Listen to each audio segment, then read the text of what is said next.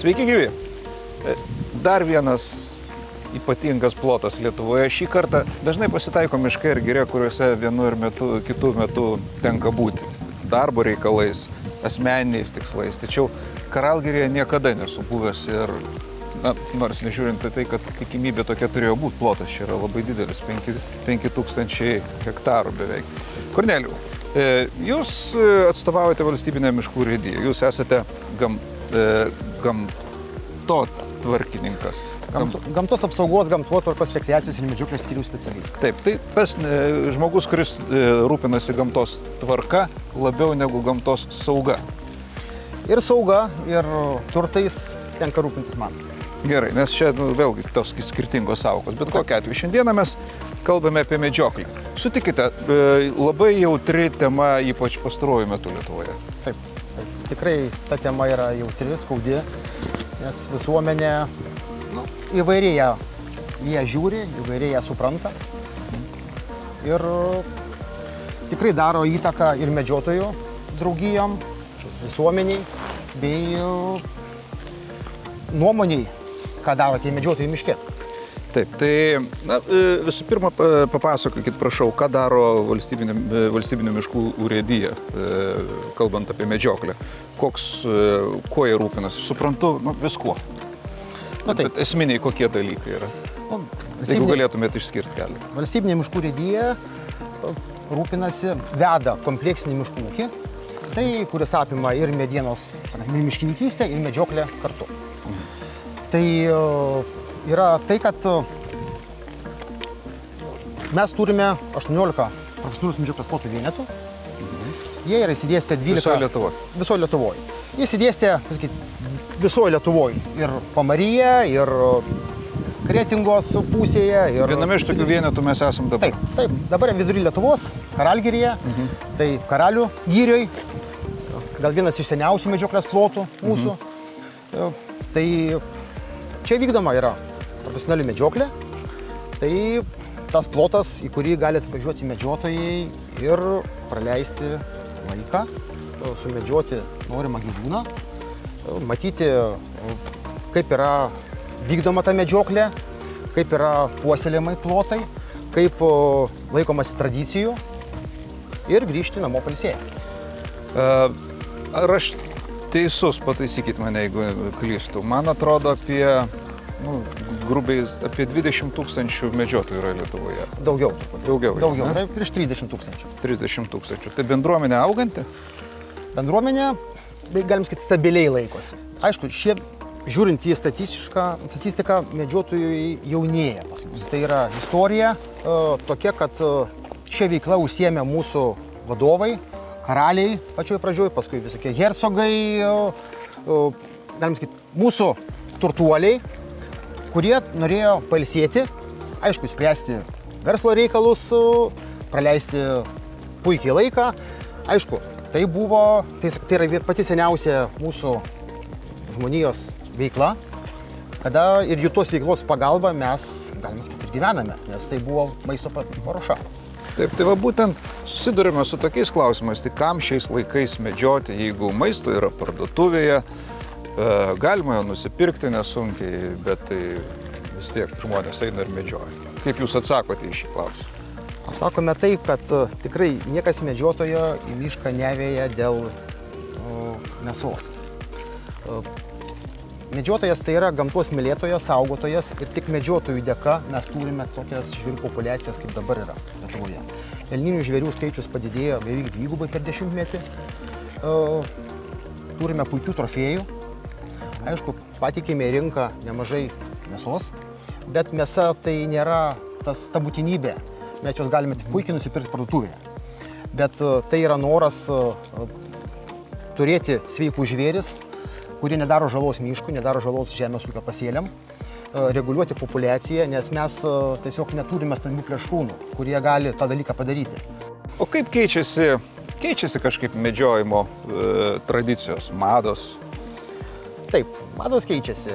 Jos anksčiau truputėlį, visi medžiotojai medžiojo su lygiavamzdžiais šautuvais, nes tik tai tam tikri asmenys turėjo patikrinti puikiai, turėjo graižtinių šautuvus, bet atsirado kultūra didesnė. Medžiotojai anksčiau neturėjo puikių drabužių, neturėjo puikios amunicijos, neturėjo puikių žiūronų. Viskas naujas, nauja karta atsiranda, naujos technologijos ir medžiotojai pradėjo leisti puikiai laisvalaikį miške. Tai jie atvažiuoja, medžioklė tai nėra tai, kad jis turi būtinai atvažiavęs kažką tai sumedžioti. Jis atvažiuoja bendrauti. Atvažiuoja su draugais pasikalbėti, pasivaikščioti, pastebėti gamtą, atvežti kažkokių pašarų, tiesiog apsaugoti žvėris nuo neleistinos medžioklės. Ir tai pasidaro tokio laisvalaikio praleidimo būdas ir kitose šalyse tai yra išvis gyvenimo būdas tiesiog. Tiesa, kad patys medžiotojai pagauna daugiau brakonierių negu kad gamtosaugininkai darbo metu. Taip. Todėl, kad gamtosaugininkai yra vienas kitas ekipažas, kuris būna, važinėja po plotus, po rajonus. Ploto neprižiūrėsi. O medžiotojai 365 dienas būna miške. Jūs kalbate apie tai, kad tam, kad tu turėtum ką veikti, kad būtų žvėrių, tu turi prižiūrėti.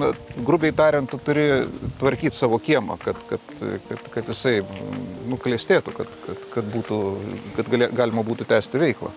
Taip, tai minėjau, dėl medžiotojų veiklos kai kurios gyvūnų rūšys išnyksta, bet medžiotojai padeda, gailisi, kad tą dalyką padarė, taip kaip buvo su stumbrais. 1919 metais sumedžiota paskutinė patelė stumbro buvo. Tas gyvūnas pas mus laisvėje gyveno ir buvo pats didingiausias žvėris. Tai po to buvo imtasi priemonių, atkurta nauja populiacija. Dabar turime laisvėje virš 300 stumbrų ir aptvaruose ir, bet ne Lietuvos teritorija. Lietuvos teritorija. Lenkijoje yra dar didesnė populiacija, virš 2000, Belovežo girioje didelė labai populiacija yra.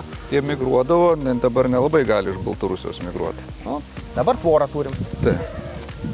Bet patys medžiotojai rūpinasi tuo, kad ta populiacija būtų sveika, produktyvi ir tuos žvėris, kuriuos jie išima medžioklės metu, tikrai elgiasi labai atsakingai už tuos žvėris ir ta populiacija nemažėja. Tie žudo skaičiai, kurie... Naudoja tokį žodį išima. Jisai toksai... Tie, kurie yra prasti selekcijos požiūriu. Nenušauna, renkat žodyną netgi turit. Ne, medžioklės tai yra kultūra. Ja, išima. Tai yra kultūra, kurią... Nesu girdėjęs, bet labai toks tinkamas matyti, geras žodis. Mes nežudome, mes teoriškai taip, bet praktiškai mes atliekame sanitaro vaidmenį medžiotojas. Gerai. Yra daug dalykų, kurių nežino žmonės. Pavyzdžiui, aš visai neseniai sužinojau, kad jeigu tu važiuodamas kelyje nudauži stirną per briedį, tu negali pasimti, nes gresia bauda. Tiesa? Taip, tikrai tiesa. Tai yra, medžioklė reglamentuoja daugelis aktų teisės ir pagal teisės aktus, jeigu žvėris žuvo ant kelio, tai taip žvėris priklauso, kol jis yra gyvas, jis priklauso valstybei. Tai yra valstybės nuosavybė. Taip, nes jis gyvena valstybės teritorijoje. Taip. Bet kada tą žvėrį medžiotojas sumedžioja, jis patampa to klubo būrelio nuosavybė. Tai tas žvėris netyčia žuvęs ant kelio yra tam kažkokio tai būrelio ar klubo nuosavybė.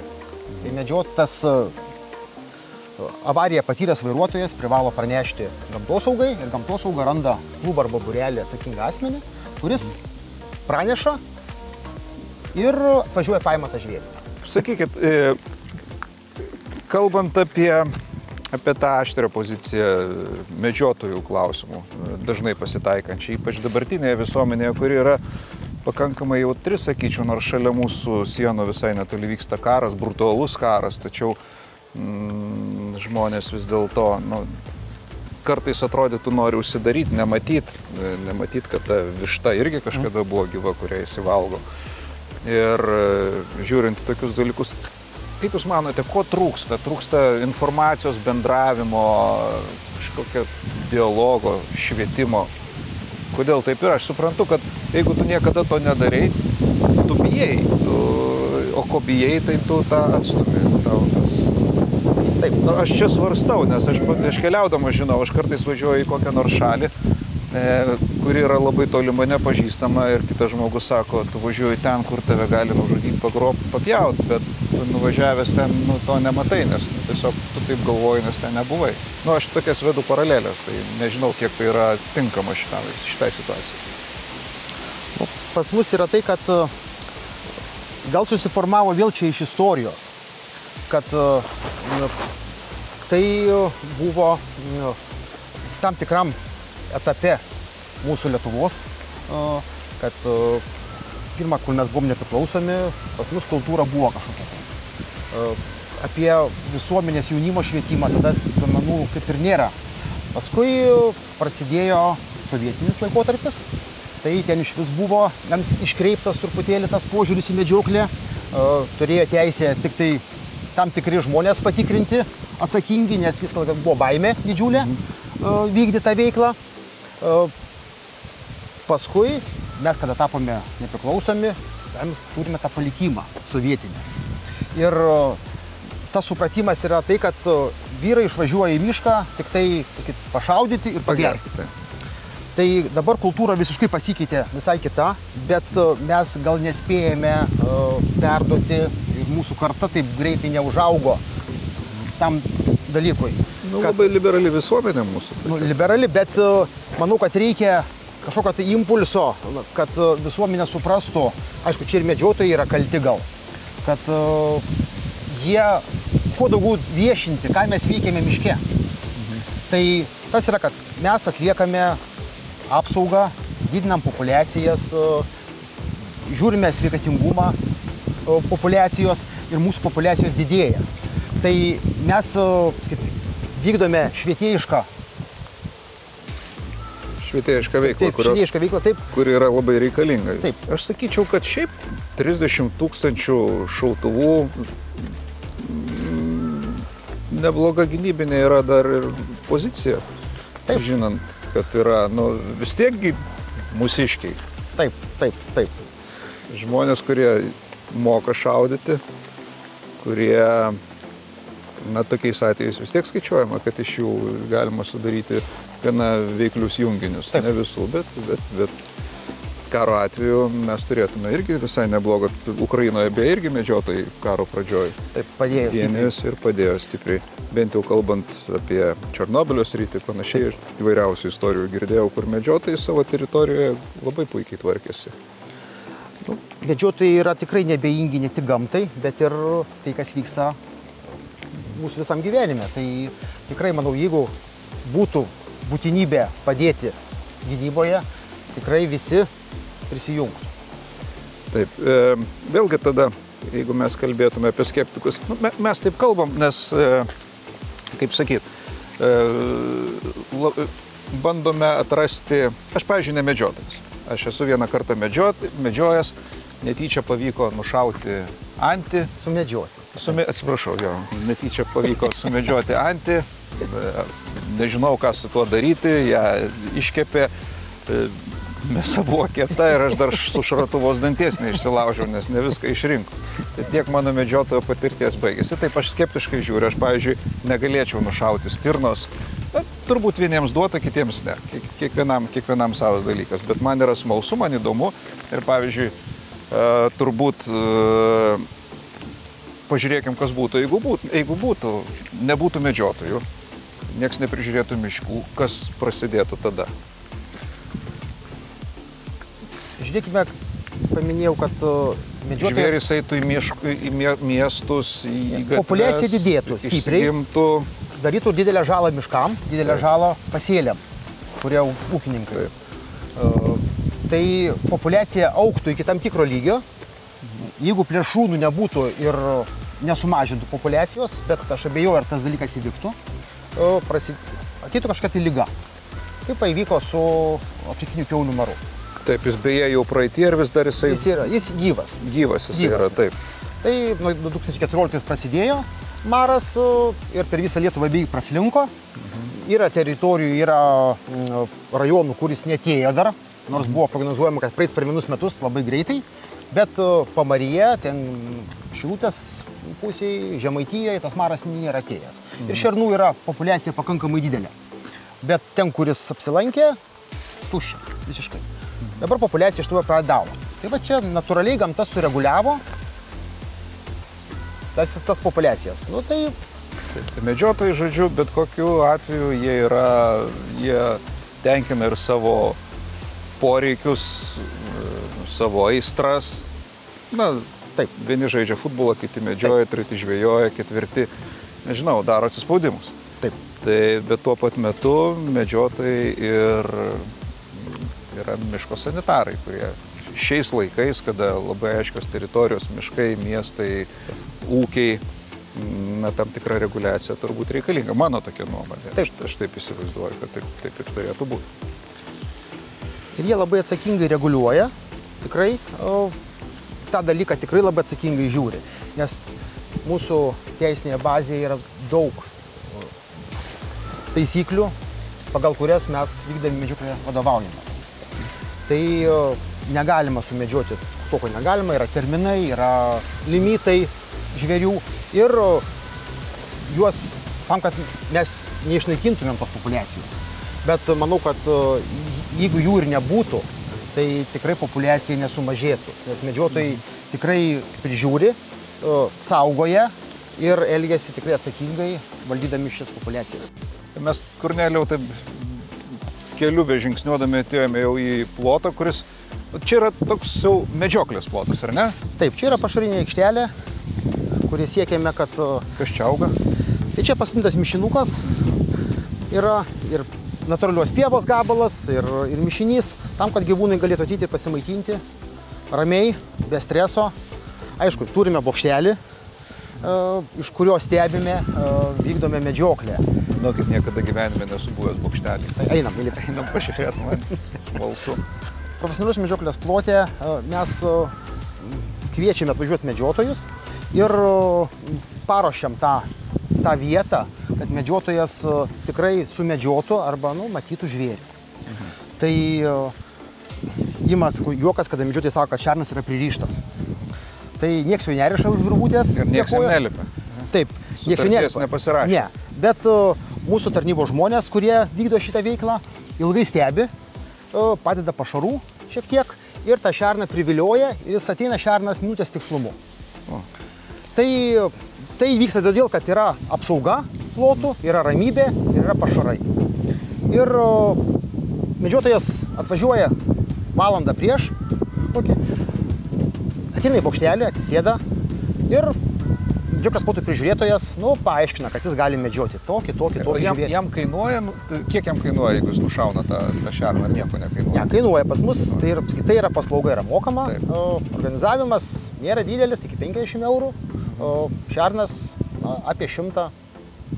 Ja. Kodėl aš klausiu, nes tas pats mano minėtas pažįstamas iš Teksaso, jisai sakė, kad jis pasakoja, man rodė, paskui aš internete žiūrėjau, ten yra didžiuliai plotai safarių. Dirbtinis safaris padarytas, tu gali, jeigu tu turi pinigų, gali nukalt, atsiprašau, kaip geriau pavadinti. Sumedžioti kalnų ožį. Kainuoja tiek pinigų. Mažesnis kainuoja tiek.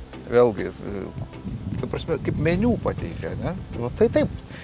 Kaininkas yra skelbiamas. Taipogi ir mūsų. Kaininkas yra skelbiamas mūsų svetainėje internetinėje. Ir kiekvienas medžiotojas turi teisę atsidaryti, pasižiūrėti, kiek kainuos tas išvykimas jam į mišką. Taipogi mes vykdome elektroninę registraciją medžiotojų į mūsų medžioklės plotus. Mes paskelbim kiekvieną mėnesį medžioklės ir medžiotojas atsidaręs mato, kurią dieną, kuriame medžioklės plote jis gali atvažiuoti, kiek yra vietų ir ką gali jis medžioti. Prašau. Atvažiuotumėm vakare, tai būtų galima pažiūrėti ir žvėrelių. mes tikrinam, kad bokšteliai būtų saugus, tvarkingi ir medžiotojas tikrai jaustųsi saugiai atvažiavęs. Ir kopėtėlės, ir turėklai, ir atsisėdimo vieta būtų patogi. Ką labiausiai mėgsta medžioti lietuviai? Nu, lietuvis dažniausia nori medžioti šerną, paskui elnę, danielių, stirną, bet pagrindinis medžioklės objektas tai yra šernas, mėgstamiausias.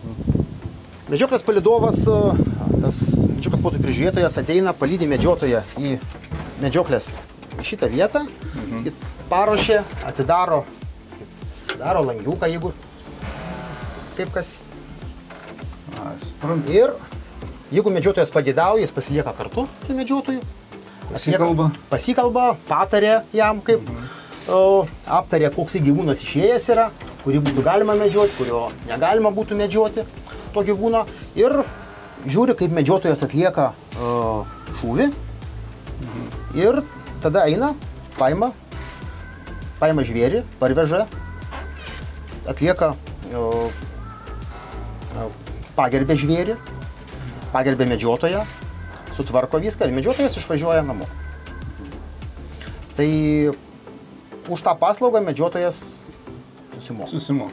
Taip, tai medžiotojai, tu turi būti pasiturinti žmogus, kad medžiot. Pradedant ginklais, baigiant pačiu žvėrimi, kainuoja. Taip, šita pramoga, šitas poilsis gamtoje tikrai kainuoja. Ir tikrai nereikia galvoti, kad tai yra viskas už dyką. Taip, kaip būdavo anksčiau, sovietiniais laikais, kada buvo kiti laikai, galima taip sakyti. Kitos tradicijos. Dabar medžiotojų profesionalumas labai išaugo. Anksčiau visą laiką reikėdavo patarti medžiotojui. Padėti, patarti, pastebėti, nes medžiotojas atvažiuodavo be žiūronų, o mūsų specialistai, kurie organizuodavo medžioklę, dažniausiai turėdavo žiūronus, turėdavo naktinį kažkokį tai stebėjimo prietaisą. Dabar turi pats medžiotojas tą dalyką ir jis gali pastebėti. Pasikeitė ir pačio medžiotojo požiūris. Jis pradėjo mokytis selekcijos, jis moka atrinkti žvėrį, jis supranta žvėries amžių. Tai jis tiesiog pats gali atsisėsti ir ramiai pabendrauti, paklausyti gamtos, pabūti su savimi. Atsiranda pagarba gyvūnui. Taip. O vėlgi sakykit, yra kažkokios vietos, kurios Lietuvoje yra labiau mėgstamos medžiotojų, pavyzdžiui, pajūry ar prie marių, kuriuos minėjo Svencelė. Taip. Kintų Svencelės yra medžioklės plotas, toksai tikrai unikalus, kada medžiotojas atvažiuoja kaip ir į pamarį, ateini, bokšteliai stovi pamaryje visiškai, atsidarai langiuką ir matai marias, matai Neringos kopas, besileidžiančią saulę, jachtas, laivus, kaitus. Nieko nenušovė, ne taip apmaudu. Ne taip apmaudu, bet dažnai šernai ateina iš Vendrių. Iš Vendrių, nes ten yra pakankamai sausumos, jie ten gyvena. Bet dabar pasakykit, čia medžioklės plotai yra, čia yra dabar medžiojančių medžiotojų šiuo metu? Ne, šiuo metu nėra, tik tai mes turime girininką Kęstutį, kuris prižiūri šitos plotus jau daugelį metų. Tai jis kas vakarą pravažiuoja, visi žvėrys jam išeina, jis suregistruoja juos, atiduoda pagarbą ir apžiūri viską ir važiuoja namo. Aišku, medžioklė labai subtilus dalykas ir tai neatsiejama nuo etikos. Kokie pagrindiniai dalykai turi būti? Kas yra ta medžioklės etika? Tai manau, kad visų pirma, aišku, tai etiką supranta visi savaip, bet pagrindinis yra dalykas, kad medžiotojas turi gerbti gamtą, turi gerbti kitą medžiotoją, kuris yra šalimais ar netoliese visai, ir pagrindinis dalykas gerbti žvėrį. Tai ta pati etika, tai yra, kad medžiotojas labai atsakingai turi paklausti savęs, ar tu tikrai esi tas žmogus, kuris turi galimybę atimti gyvybę šitam žvėriui. Gal reikėtų paklausti savęs, ar šiandien yra tas momentas, ar tas žvėris yra teisingas, ar jis yra selekcinis, ar jis perspektyvus yra, ar, kaip pasakyti, gal yra nelabai tinkama vieta, tiesiog paimti jį, gal tiesiog jį pastebėti šiandien, o medžioti kitą dieną. Tai, o kada tu jau tikrai nusprendi, kad taip, šiandien aš medžiosiu tą žvėrį, tai labai atsakingai atlikti, pasiruošti šūvį ir atlikti šūvį. Tai turėtų žvėris kristi vietoje arba labai trumpai kankintis. Aišku, tai yra, kaip pasakyti, yra medžioklė, žvėris nestovi. Taip, dar priklauso nuo meistriškumo. Taip, nuo apšvietimo sąlygų, tai nedažnai žvėris stovi visiškai šonu, truputį pastrižai. Nepatrauksi, tu dabar čia nepareguliuosi. Ja, čia... Ir po šūvio žvėris pabėga, kaip ir gerai pataikyta, pabėga.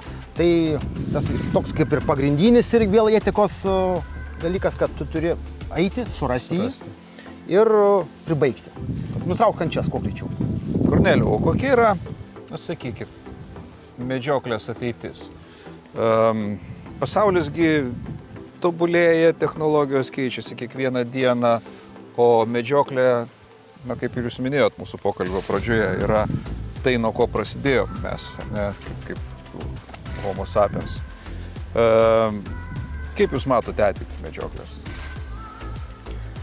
Su lazeriais lakstysim, su taikiniais prikabintais ant briedžių, dar kas, aš nežinau, aš čia kuriu. Technologijos juda į priekį. Manau, kad medžiotojai technika gerėja, pataikymo galimybė sumedžioti žvėrį gerėja, apžiūrėti jį irgi gerėja, žvėrių skaičius yra nemažas pas mus. Tai manau, kad medžioklė kaip ir prieš tai 1000 metų gyvavo, taip gyvuosi po to. Tik tai, sakau, kaip medžiotojai reikia klausti, ar medžiotojai toliau vykdė savo pareigą, ar medžiotojai prižiūrės žvėris, bet manau, kad tai tuos klausimus, ką pasakiau dabar, bus taip. Tai manau, kad medžioklė gyvuos tikrai 1000 metų toliau. Aš labai tikiuosi irgi daugiau supratimo iš kelių nesutarančių pusių. Ginčų bus ir matyt, ginčų bus visą laiką. Bus pritarančių, bus nepritarančių, bus aklai tikinčių, bus absoliučiai nenorinčių girdėti argumentų ir panašiai. Mes žmonės, mes turbūt tokie taip sutvirti, mes ginčiamės. Bus ekspertų, kurie net nebando ir nežino, bus tų, kurie per daug aistringi. Žodžiu, toks gyvenimas, bet aš manau, kad pokalbį ir švietimas turbūt padėtų šiek tiek švelninti situaciją, kuri susidaro ir kuo mes daugiau kalbėsim apie tai, tuo ramiau bus, bet jau čia, šioje situacijoje. Ačiū Jums labai, daug sužinau, gražiai įdomi vieta visų. Dėkoju, kviečiu atvažiuoti pas mus, tiesiog pažiūrėti. Pažiūrėti, taip. Pokalbis, dažniausiai medžiotojai kalbasi po sėkmingos medžioklės. Aš suprantu, kaip žaidžiant futbolą, po to prieš rungtynės nieks nekalba, bet paskui, koks aš kaip ką, tai taip ir padarysim, gerai. Tai laukiam pas mus miške. Ačiū.